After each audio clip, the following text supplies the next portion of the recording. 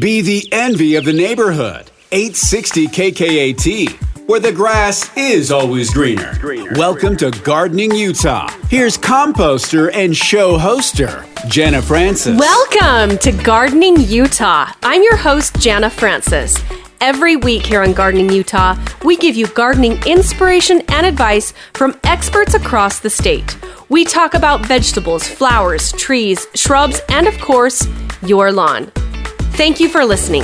I hope this show is something that you'll look forward to checking in with every week. Whether you're a beginner or an expert, Gardening Utah aims to inspire you and keep you in the know of what tasks you should be accomplishing in your yard and meet amazing, informative experts along the way.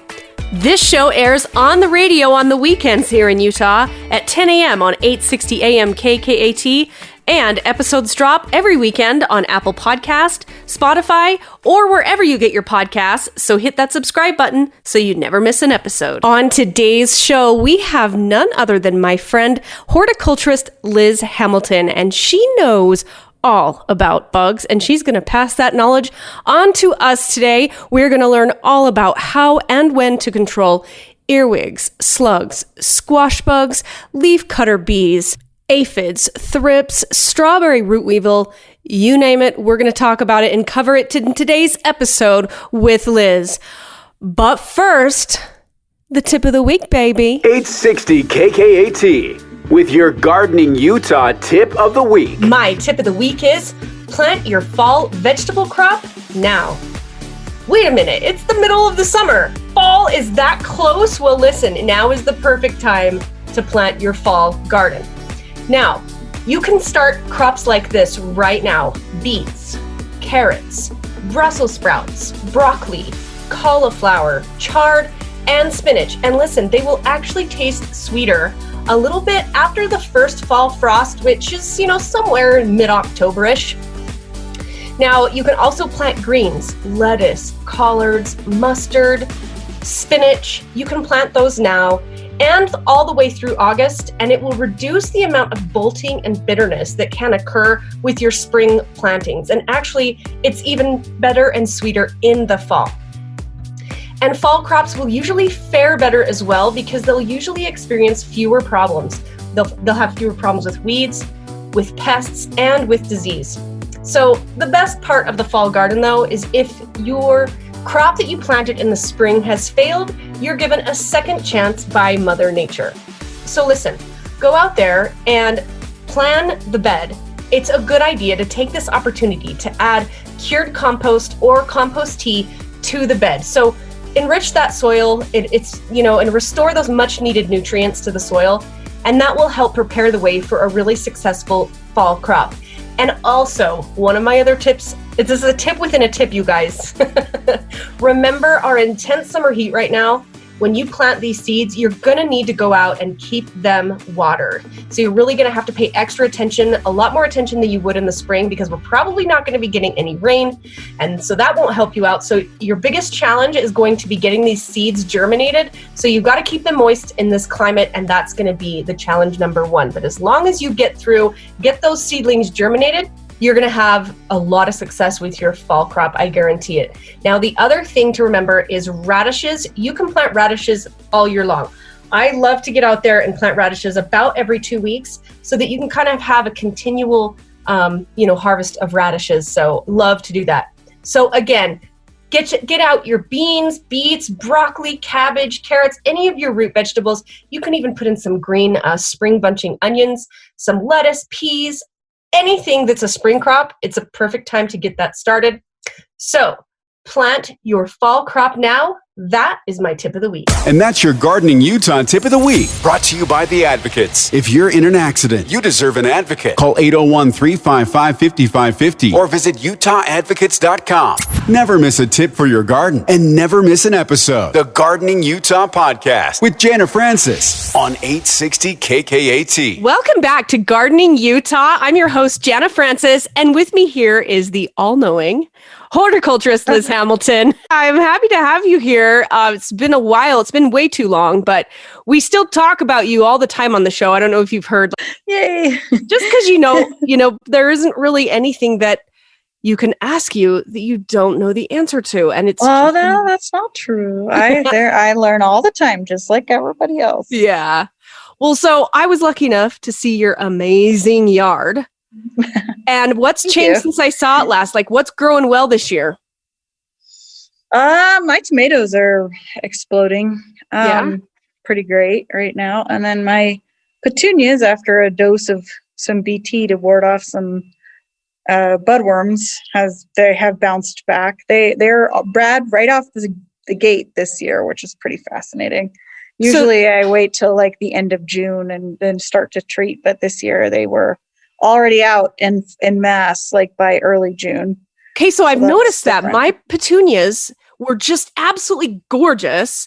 And then all of a sudden, the buds were all gone. And I thought, is this budworm? And then the telltale sign. So actually, since we are talking bugs today, let's just get right on in with the budworms. Yeah, budworms they're a pest of petunias and then flowers that are in this similar family. So like Calibrachoa, or sometimes called million bells or super bells. And anything in that petunia family, so supertunias, however they're marketed, they're all going to be susceptible. I've also, when they're hungry, seen them go after geraniums, which is, like if they clear a pot, I've found them on geraniums, like eating geraniums. So I don't think that's normal. I think they prefer petunias, but I have found them there. And they are a caterpillar larvae of a moth that's a noctuid moth, so in the Noctuidae family, and they're nocturnal, which is why the larvae are nocturnal. And I've actually gone out at night and found the moths, and they look just like cabbage white butterflies, right? They fly right into your brassicas, and then they're like, they're dipping in and dropping eggs as they go. And so your Noctuidae moths are doing the same thing at night. You're just finding them with a flashlight instead of during the day. They tend to be an underwing moth usually, but they're brown, nondescript, don't look like much, but they're on your plants. And so it's usually a green or sometimes brown caterpillar that you find. Their color is determined by species, and there's a couple different ones, but and also by what they're eating. So like I find if I smash them on my fuchsia petunias, they tend to be fuchsia and their guts are fuchsia. Oh my gosh. So, pretty gross. Yeah. But you can go out and hand pick them if you can find them, but they sometimes will bite a small hole in a bud and spend their day inside your bud waiting to come out at night to feast. Sometimes you can find them like on the stem down below. The most success I have is if I go out early in the morning. So they've been feeding all night, but it's not the heat of the day yet. Like 7 a.m., 6:30 is a really good time to go through and try to hand pick budworms off your petunias. But they really like the best method of control, which is still organic, is actually using a product called BT, which is short for a type of bacteria called Bacillium thuringiensis.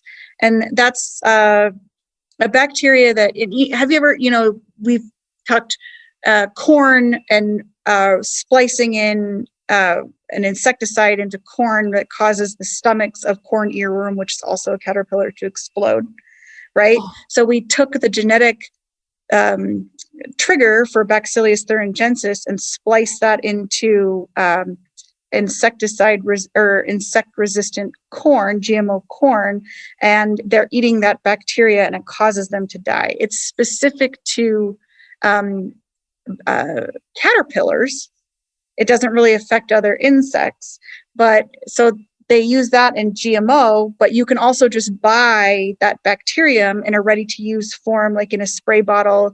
It's OMRI listed organic. It's the exact same thing, just not in the DNA of the plant. And you spray it on, and it doesn't affect your pollinators. It doesn't affect other bugs that could be eating, like earwigs or anything like that. It is just specific to caterpillars. So it's a really good treatment for just budworms that you don't have to worry about your pollinators for. And because you're specifically treating the flower of the plant, it's really the best product out there to use if you're not going to hand pick. And you could use something harsher like a synthetic or even another type of organic, like a spinosad, or I've seen people use a Captain Jack's dead bug spray, which is, I think, spinosad in that form. But know that spinosad is deadly to pollinators. And when you're looking to treat the flower, it's not the best form of control. Right. So now, where do you get BT? I have gotten it at Lowe's, you get it at Home Depot, but any of your local garden centers will carry it too. Okay. Well, I need to get me some because I've tried to handpick, but you know what? I need to, when I go let my chickens out in the morning, that's when I should be looking for these, because the other day I was looking and you can see the droppings that they leave all over the flower. So that's like the telltale sign is your buds disappear and you see their little droppings all over. But I couldn't actually find any bugs, but it didn't occur to me that they're probably hiding inside a flower bud. Yeah, they do. And sometimes I'll go through and unopened flowers, I'll squeeze them enough to kill a bug that's inside, but not damage the flower. And you can tell when you get one because it pops like a little burrito.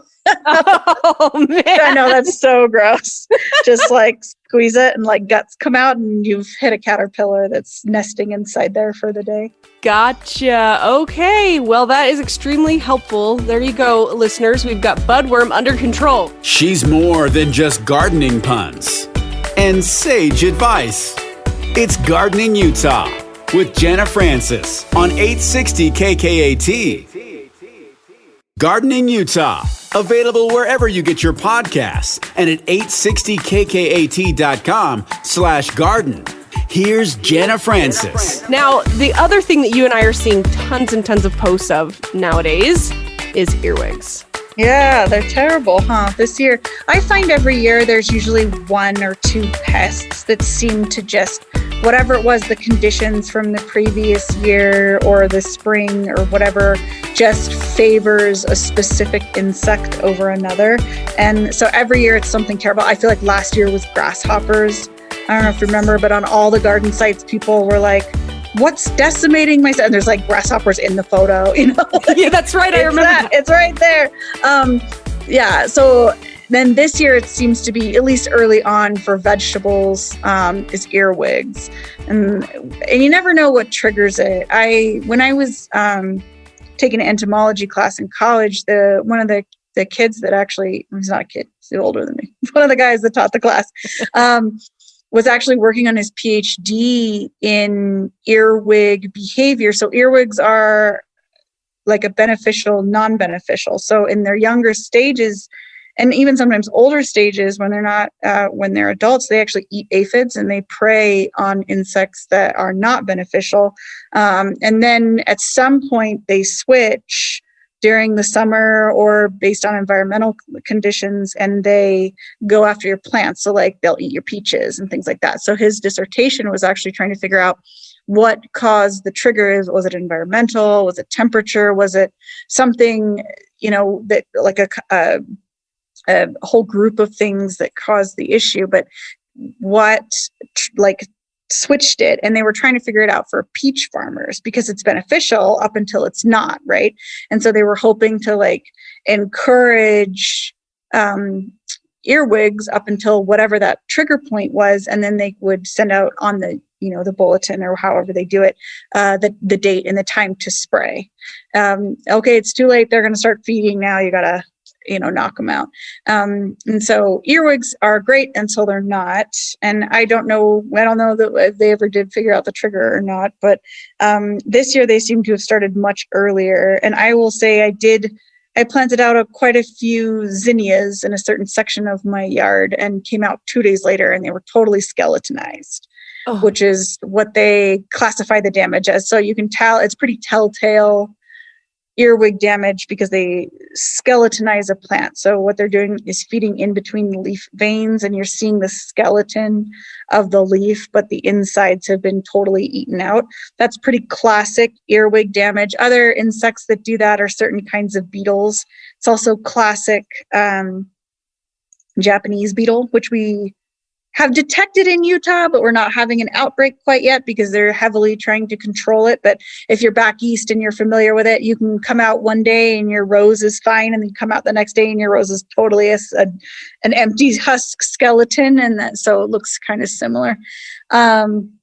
But earwigs do the same type of damage. That's skeletonizing, where they leave the bones of the plant and everything else has been completely devoured. And so some ways you can control that is you can bait early on. And so there's an organic bait out there called Sluggo Plus, not to be confused with basic Sluggo, which doesn't have the additional poison in it that will target and bait earwigs. If you're just using regular Sluggo, will not work. That is just for slugs and snails. Sluggo Plus has bait in it for other insects like earwigs. And so you can bait early on with Sluggo Plus is a good organic option. There's also a non-organic option that I have used called High Yield. High Yield is the brand, but I think it's just called Insect Granule Bait for Vegetable and Ornamental Plants, I think is the title of it. It's nothing. It just comes in a bag. I usually buy it IFA, and you just sprinkle it out just like you do Sluggo. And that one I usually pick because it also does crickets and grasshoppers. So I'm hitting crickets, grasshoppers, and earwigs, which I'm trying to knock out. As with any bait, it's better to use it early in the season, typically before you see damage. If you had an infestation the year before and you know you didn't knock it out, you should be baiting because they've overwintered in the soil and they're going to be there. And so bait works just like with your hostas, right? If you wait until you see damage, your hosta's damaged for the year and there's nothing you can do. So baiting early when you know you have that pest problem is key, because early stages of insects like earwig nymphs and grasshopper nymphs are going to be way more susceptible to poison than if they're an adult molt. And typically by the time they're adults, they're not really going after things like bait that are easily in their reach. They're crawling up whatever they want to eat and they're getting to it without any barriers in their way. They're not looking for the easy way out. They want what they want. So bait early and bait often for those things, so that you don't have damage later on and you're knocking that population down that you know you already have. Once you already have those issues, there's really not a lot that, for either one of them, crickets or earwigs, they're both terrible, right? And they do similar damage. There's really not a whole lot that takes them out. You can try 7, carbaryl-based 7, not permethrin-based 7. And 7's a trade name, so you have to look at the chemical you're using as to which one you end up with. So carbaryl-based 7 is pseudo effective, but when you're looking at things like spraying your flowers to knock those things out, it's, you're hitting pollinators. It's really not ideal. The best course of action is preventative with these critters. And so you can try 7, you can try spinosad, and those are really the only things that are on the market for home gardeners that work well. Yeah, so I talk about my chickens a lot on the show, and I single-handedly have gotten rid of, I used to have so many earwigs in my backyard, and there's a big difference between the amount of bugs in my backyard versus my front yard has a lot more bugs, because obviously the chickens don't go up there. But it is really nice to have chickens here and there. I mean, they do their own bits of damage, but definitely I don't have snails in my hostas anymore because they've just totally decimated that life cycle of, I haven't even picked one slug, and I used to do it every morning for hours, it seemed like. Yeah, I did. When I moved in here, we had those crazy gray slugs that are like, 9 inches long at maturity. And I'd come out in the morning and everything would be dead in my garden. And then I finally started going out at night. I mean, not dead, missing, like no longer there. I'd plant one day and the next day I'd come out and there'd be literally nothing. Yeah. And when we first got here, and by my front door, for reference, was a huge, very old patch of English ivy. So evergreen throughout the season. And we weren't even at a place where we were looking to tackle anything like that. But I started going out at night, and there were hundreds of these like 7, 8, 9 inch long gray slugs that would like slide out of the nasty ivy and like hit the garden that I just barely dug in and put some nice mulch and planted my little plants, and Oh, they'd no. come through and literally just eat everything to the ground in one single night. There's an army of them. And so I started going out with a flashlight, and I'd go out at 10 and I'd go out at midnight and I'd go out at 2 to try and hit all the different ones for like a couple of weeks. And I'd pick them up and just throw them in the street. Yeah. Because they'll just die out there. There's nowhere for them to go. I'm lucky that I've got a lot of ducks around me just because of I live on the Jordan River. So I would just put them in a bag and just feed the ducks in the mornings. But yeah, hand picking really worked for me for slugs. But it's exactly what you said. You have to be so diligent. I mean, every night, every morning, getting all that you can. Yeah, that's what did it for me. I didn't even have to bait. I was just, but literally like 10 o'clock, 12 a.m., 2 a.m. for like 4 weeks, all of May, basically, as long as it was warm enough out, for 3 years, until I completely eradicated the population. Wow. When we moved in. I mean, if you're not committed, it's not going to work as well as right. otherwise. But That's when you have an infestation, you've got to be pretty diligent. Well, and I think it was Larry Sagers that I heard say this once, and I could be misquoting, but he said something to the tune of, for every snail that you capture, that you're preventing 300 in the future. Yeah, I mean, they're just reproducing. Yeah. They're eating your plants and reproducing. That's all they're doing. Exactly. And, same with earwigs and same with, the crickets. Like, for everyone you can smash, you've probably eliminated at least 20 or 30 or however many times they're going to lay eggs. So. Yeah, unreal. And for us plant people, we don't like plant damage on our plants. No, especially if it's something you were really looking forward to. That's right. Exactly. There's nothing worse than going out and having your hard work just be destroyed by nature. Yeah. And I've seen those, like, people talk about the earwig or the earwig soy sauce and oil traps. Like, so you bury a tuna can or a Tupperware or whatever shallow, you bury it so that the surface of the bowl or whatever you're using is even with the dirt, and you bury it in an area where you're having an issue, and they come to the smell of the soy sauce, and then they get trapped in the oil because they can't get out of the pot. I have done that. I tend to see minimal success with that. Like, I'm not getting everything and my population's not completely controlled, but for everyone that you kill, a multi-pronged approach is probably best, right? I agree. I'm going to bait with Sluggo Plus. I'm going to try the soy sauce traps. Yeah. Like, I'm going out at night and smashing what I can find. Like, I think any of those are really, if you're using them all, eventually you'll get on top of it. Yeah, absolutely. Well, we'll be right back with more bug talk right here with Liz Hamilton on Gardening Utah. Stay with us. 860 KKAT with Jenna Francis and Gardening Utah, where it's always mulch time.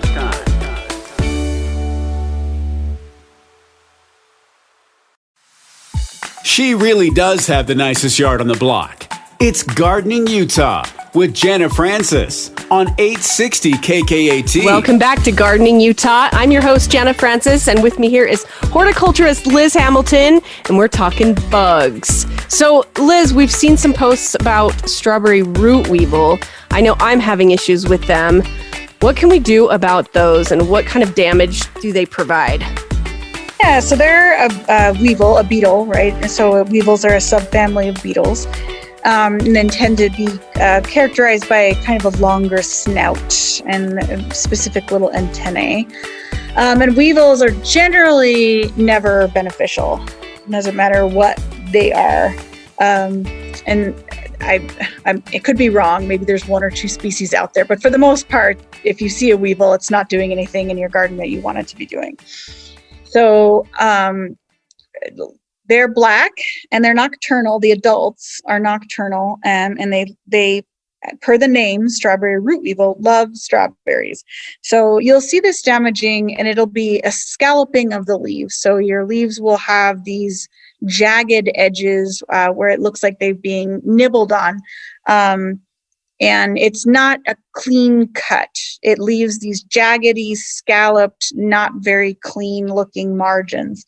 And they really, really love strawberries. So that's where you'll see the damage. They really, really love lilacs. You'll see Yes. lots of damage on your lilac. They like, what else? Some viburnums. They're very big fans of. And you'll see. Do they like roses? Oh gosh, yeah, and they'll be all over your roses, and you'll see them on peonies as well. So they really like peonies. And the thing to remember when you see the damage is that while it's unsightly on your leaves, what you're not seeing is the amount of damage that their grub larvae are doing in the roots down below. And so if you have them, they're feeding on the roots, hence their root weevil. And the adults are coming up above ground at night to also feed on your leaves and damage your photosynthesis there. And so you need a two-pronged approach when you're treating. If you just spray for adults, you're not correcting the root issue and they'll just hatch again later. And if you're sometimes you can just treat the roots and also hit the adults, but it's not always super effective. So typically the way you should treat for this pest would be a systemic insecticide. So if you're seeing it on flowers and things like that, you could look at like a Bayer Rose 3-in-1 care, which I always recommend to people anyway early on in the season. But the disclaimer there is with any systemic, if pollinators feeding on those plants, it can translocate that poison into the pollen and the nectar, and you could be seeing non-target damage for pollinators there. So usually if you're treating a plant, you're trying to treat when it's not in bloom so that it's either out of the plant system by the time bloom happens, or you're waiting for bloom and you're treating directly after. So an example of that would be lilacs. So you wouldn't want to treat for root weevil early in the spring on a lilac right before it went into bloom. But as soon as it's out of bloom, you can go in there and just blast it with a systemic per the label and really knock that population out before they get out of control each year. Yeah. Roses have a lull after June with their big first flush. Some roses don't flush again and they're only a single bloomer. I also find that unless it's a single petaled rose, you usually they're not a big attractor for pollinators anyway. And so that one's kind of a hit or miss. You need to be really careful with that.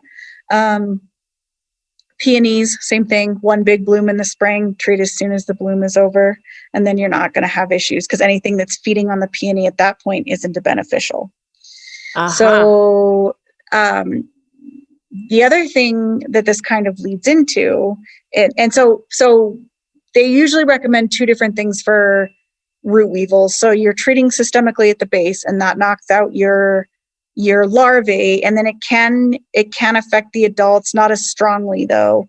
And so sometimes they also recommend going out in the evenings or during the day when later in the day when pollinators are not out, and spraying with a carbaryl based insecticide like 7, and the adults will feed and then they'll die there too. So if you do both, you're guaranteed to kind of really knock the population out.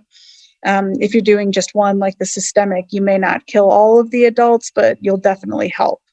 So, as with any systemic, read the label, because it can be very dangerous. Don't use them on edibles at all, unless you have read the label and it's okay. There are some systemics out there that are labeled for edibles, but make sure you're using the right one. Most are not. So, be careful with that. And what that kind of leads us into is leafcutter bees. And so a lot of times people see the damage from root weevils and say, oh, I've got leafcutter bees. Or if you're treating for root weevils, what if it's on a similar plant that leafcutter bees want? So leafcutter bees are native bees. Some of them are endangered. I don't think any are in Utah yet, but as we lose habitat and things like that, it's really important to make sure that our native pollinators are protected. And so unfortunately, a lot of root weevil favorite food is also leafcutter bee favorite food. Yeah. And so if you are noticing leafcutter bee damage on your plant, I'd highly recommend not treating with a systemic or 7 or anything else, and maybe just letting it be. Or if your root weevil damage gets so out of control that this is your only option, it is what it is, or you can choose to let it go or treat, but know that if you choose to treat, you will be harming that native wildlife solitary bee population. So leafcutter bees, the way you can differentiate damage is that a leafcutter bee comes in and cuts a very perfect circle. It's a very clean cut. It's a perfect circle every single time. It's not a half moon. It's not scalloping. It's one perfect circle. And so you'll see that kind of damage also on your roses, also on redbud trees, sometimes on blueberries. You'll see it on, not that too many of us grow blueberries, but it's in that kind of same generic. So you'll see leafcutter bee damage on blueberries. Where else? I am trying to think. Sometimes I see it on peonies. Yeah. They really they tend to be drawn to native plants as well, because that's what they're looking for. And what they do is they cut that little circle out. They go back to their home. They lay a single solitary egg in an empty hole or an old stick, hollow stick or hollow piece of weed. And then they cover it up with that perfect circle that they've cut out and make a nest for their single larvae to live for until they hatch again. And so that's what they're doing when they cut those leaves out. They're not eating the leaf. They're not trying to decimate your plant. If you're seeing a ton of activity, maybe you have a little colony nearby, which is really cool, although it does do damage to your leaves. Your tree won't die from it, not like they would when you see root weevil presence, because you're seeing tons of activity on the roots and the leaves and everything in between. Okay, well, that's good to know, because I do have a big problem on my redbud specifically. I've got a weeping redbud and then a normal redbud, and they're my favorites. But it's like I got to take a picture early in the spring because they get pretty decimated by leafcutter bees, and I don't treat because I, obviously the pictures of the leafcutter bees like wrapping their little baby, it's adorable. Yeah. You could try something maybe non-toxic. I have zero experience with this, and I've never read an article, but I see things sometimes like spraying peppermint oil on your trees, and maybe that would deter them a little bit. But again, they're your natives and they're just trying to protect their babies. So maybe you don't want to do that. Yeah. Or maybe you do it halfway through the season, so at least they get some of your leaves, but not all of your leaves. Yeah, it's like, just take this side that nobody can see. Right. Yeah. And again, I don't know if that would work. I'm just pontificating there. But. Right. Well, we'll be right back with more bug talk right here with Liz Hamilton on Gardening Utah. Stay with us. She's more than just gardening puns and sage advice. It's Gardening Utah with Jenna Francis on 860 KKAT.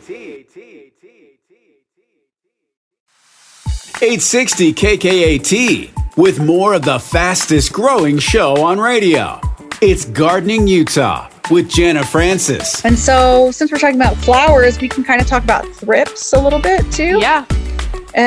So thrips, and again, I mentioned like how some seasons there seems to be a pest that's totally out of control. Thrips last year was another big issue. I saw more people posting thrips damage last year than I think I've ever seen. And so thrips are tiny little bugs. They're not completely microscopic, although their nymph larval stages are close. And the adults look like little tiny yellow bumps under the leaves, smaller than an aphid.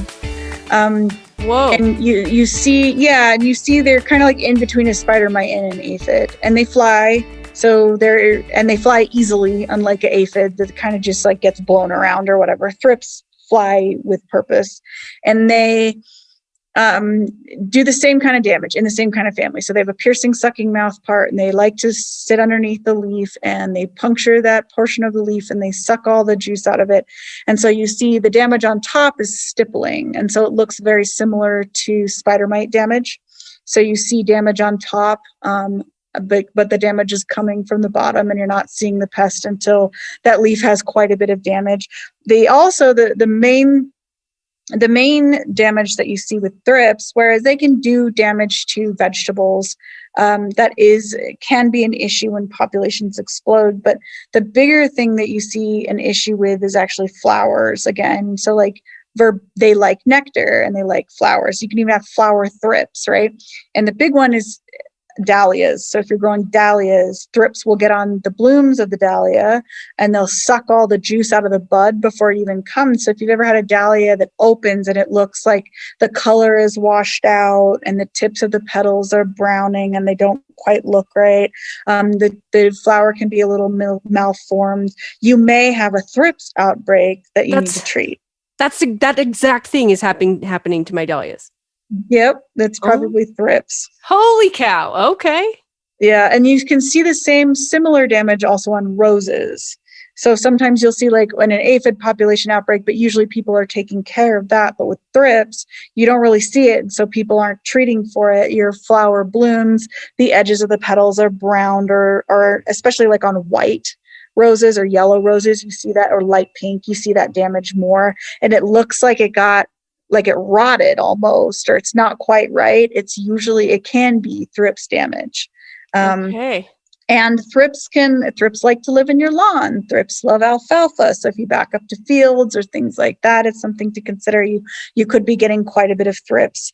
And thrips also, and see, this is something I didn't know, and somebody schooled me on this a couple of years ago, is that thrips also bite people. I did not know this. And so if you have a lot of thrips going on and your kids are laying in your lawn and the kids are like, I'm itchy, I feel like something's biting me, and you're really rashy, thrips will bite people if they're disturbed. And so you're getting these little tiny like no-see-ums laying in the lawn. And so you can actually treat lawn with the thrips specific like lawn treatment to knock the population out, or have a company come and spray your lawn for you with like a permethrin.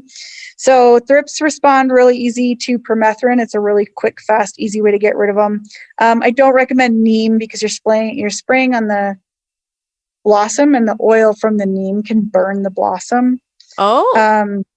So spraying on the buds before the flower opens so that you're not bothering pollinators. And as you start to knock the population down, you won't see the damage anymore. Yeah. But they target verbena really bad too. So if you have like a really nice showy annual verbena spilling over the side of your pot, and the leaves look white, like you're getting white spotting on the leaves, that's thrips damage up underneath. Or like you're seeing spotting on the flowers themselves, like the flower is supposed to be white with purple and you're seeing black dotting on the leaf or on the flowers themselves. That's thrips feeding up underneath the flowers. So spraying before the blossoms open if you can. That may mean painting it if you're in like a field of area where you've got a ton of flowers painted. But as you knock the population down, everything else will start to recover around it. Okay. So thrips is another one that's hard to see, hard to find. And you could be suffering and not realizing you're having an issue. Right. Okay. That's so I'm going to go and look at my dahlia a totally different way now, because I think that's exactly what it is. They're affecting mine right now too. The flowers are squished up and they don't look very good. And I keep meaning to get out there, and I just haven't done it. Got it. And not enjoying my flowers the way I should be right now. Yeah. They don't look right. Yeah. Okay, so you mentioned aphids earlier, and it has been a bad year for aphids, hasn't it? I feel like the last couple years have been bad because our winters have been so mild.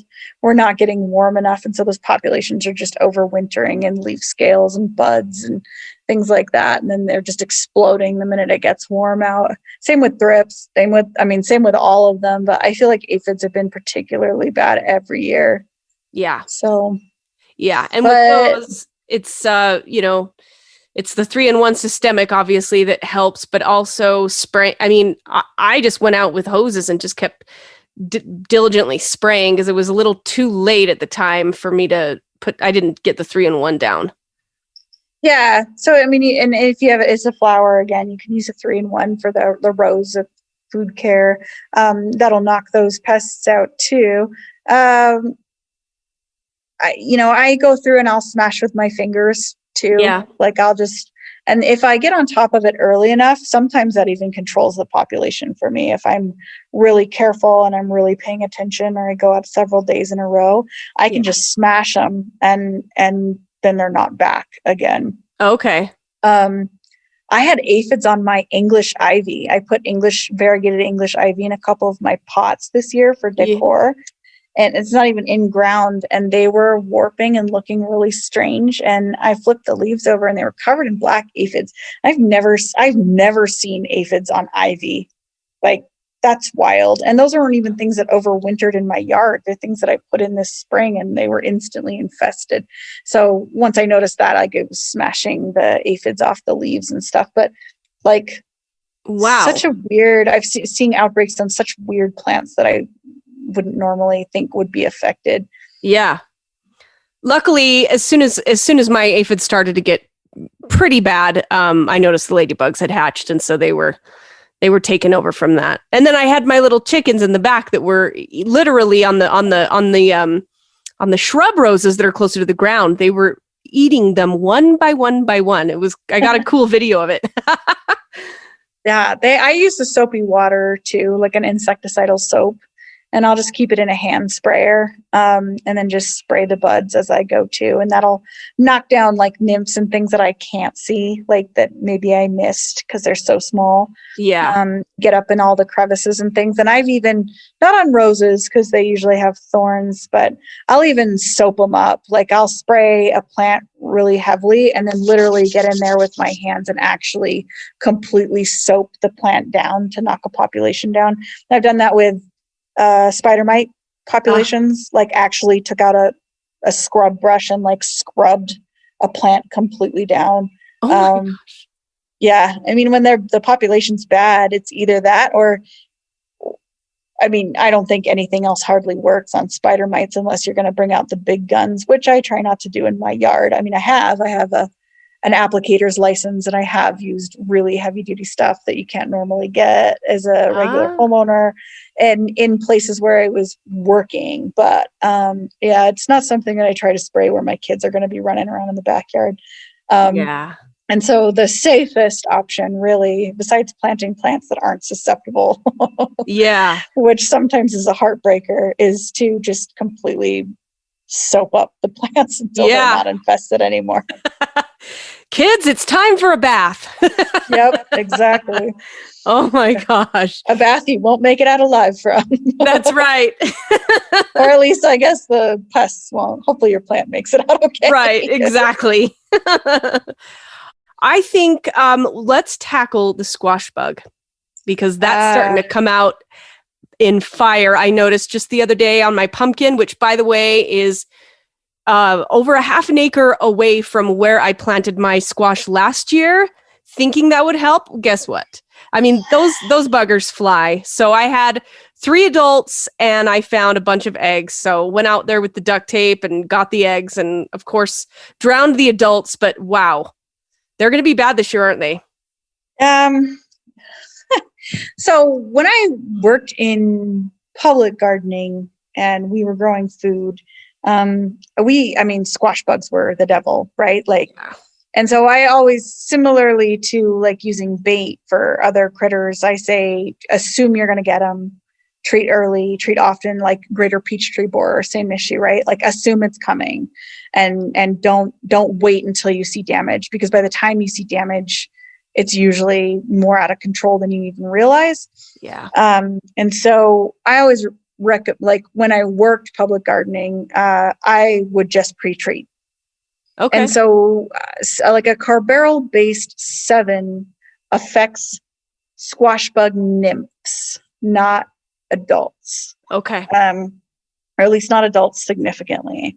And so the way the squash bug life cycle works is that the adults overwinter in debris.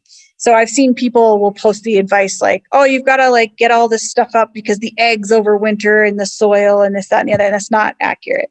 The eggs don't overwinter anywhere. It's the adults, mature adults overwintering in debris, which is why you see every now and then somebody will post something like, there's a squash bug in my house or whatever online. Or you find one, like you're cleaning up leaf debris in, March or something when there shouldn't be any squash bugs around, and all of a sudden you uncover a couple of them. Yeah. So they're in the same family with, like Iranian firebugs and box elder bugs and like the elm seed bugs. And so what they do is they cluster together, they find a warm spot and they overwinter in that little area. And so if you know you have the original control begins with removing debris from your garden before, when the season ends. There's some debate on this because, you're disturbing, the larvae of like butterflies and native bees and things like that. But also when you allow for those things, that space to overwinter, you also allow for bad bugs to overwinter as well. And so it's that toss of like, which one do you want? And so for squash bugs, which we're talking about specifically, removing debris from your garden area at the end of the season, especially if you had an outbreak, is going to be key. So don't chop and drop all your stuff and let them lay fallow in the garden for the winter. If you have a compost pile, make sure your compost pile is getting hot enough to burn and kill things so that they're not using that as cover through the winter. Things like old boards laying around flat on the ground is just perfect for them to get up underneath. If you have a flower bed that's right next to your vegetable bed and you do the same thing and you let all those flowers and you stay up all winter long and you're not cutting any of that down, or you're letting leaf material from falling leaves in the trees come down and you use that over your garden bed for the winter. It's all places where adult squash bugs will hide to live through the winter, emerge, and then begin to mate and lay eggs as soon as it's warm enough. So there's that. Keep it in mind. You're not trying to eliminate eggs. You're trying to eliminate adults from overwintering anywhere near stuff. Then squash bugs fly. So people, in a regular backyard, you'll hear this thing like, just rotate your crops, move your squash from one side of the yard to the other, and then you won't have an issue. Well, they overwintered in your yard. They're going to find you. Yeah. They're adults and they have wings. So you're not waiting for nymphs to emerge and crawl onto your plants. You're waiting for adults to come out when it's warm, figure out where you've planted your stuff and fly to them. They know exactly where to go, just like the cabbage moth butterfly. They emerge and they know right where to find the cabbage. They're not deterred by anything else. I have heard people say things like, well, I planted my nasturtiums in with my squash and that deterred them. I've never seen anything that indicates, like on a scientific level, that that's working. Yeah. But if you and I've seen people say, I've never had a squash bug and I do this every year. Well, maybe you just never had a squash bug. Right. In my backyard, I have actually never had a squash bug. I've never had a squash bug infestation, never had one show up. But professionally, like I get them everywhere, and I've gone to people's houses and seen them in their yards, but I have never had a squash bug. My neighbors plant squash all over this particular, knock on wood, neighborhood. No one in my neighborhood has ever had a squash bug. So, wow.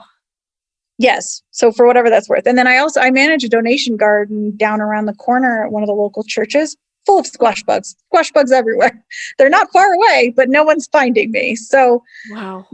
And I have never treated because I've never gotten them, but the day that I get them, it'll be too late. Right. Like I should have treated ahead of time, which is what I did when I was managing gardens professionally. So, when you start the treatment, start with something that's going to have a residual. So I've seen people say, I spray with neem oil. Well, that's great if you actually hit the insect, but neem oil doesn't do anything for you to protect the plant in between sprayings. Same with soapy water, things like that. Like you'll kill insects on contact. Horticultural oil, you'll kill insects on contact, but does nothing for you in the meantime. So you could come by in the morning and spray with neem or soapy water or horticultural oil, and there's nothing on your plant. And in the afternoon, that's the squash bug flies in, lands on your plant, proceeds to do its business, start feeding, laying eggs, and you missed your window of opportunity and now you have an infestation.